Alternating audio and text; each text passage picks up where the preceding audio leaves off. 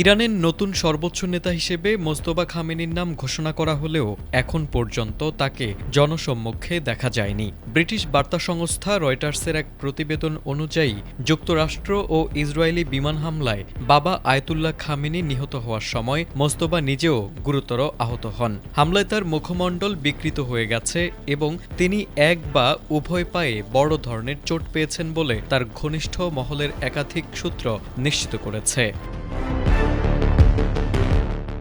গত ২৮ ফেব্রুয়ারি তেহরানে সর্বোচ্চ নেতার বাসায় চালানো ওই হামলায় মোস্তফা খামেনির পরিবারের আরও বেশ কয়েকজন সদস্য নিহত হন। ৫৬ বছর বয়সী এই নেতা বর্তমানে সেই আঘাত থেকে সেরে উঠেছেন বলে জানা গেছে। তবে গত ৮ মার্চ তাকে আনুষ্ঠানিকভাবে সর্বোচ্চ নেতা ঘোষণার পর থেকে এখন পর্যন্ত জনসম্মুখে আসেননি তিনি, যা তার শারীরিক সক্ষমতা নিয়ে ব্যাপক রহস্য ও প্রশ্নের জন্ম দিয়েছে।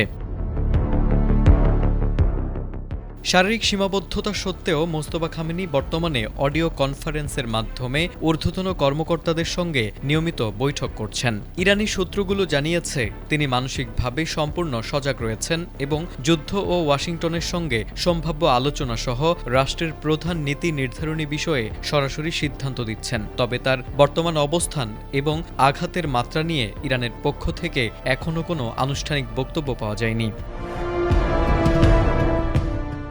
আন্তর্জাতিক অঙ্গনেও তার অবস্থা নিয়ে চলছে চুলছেড়া বিশ্লেষণ। মার্কিন প্রতিরক্ষা মন্ত্রী পিট হেগসেথ দাবি করেছেন হামলায় খামেনির চেহারা সম্ভবত বিকৃত হয়ে গেছে। অন্যদিকে মার্কিন গোয়েন্দা তথ্যের সঙ্গে পরিচিত একটি সূত্র ইঙ্গিত দিয়েছে যে তিনি সম্ভবত একটি পা হারিয়েছেন। ইরানের জাতিসংঘ মিশন এ বিষয়ে কোনো মন্তব্য না করলেও দেশটির রাষ্ট্রীয় টেলিভিশনে তাকে যুদ্ধে গুরুতর আহত ব্যক্তি হিসেবে উল্লেখ করা হয়েছে।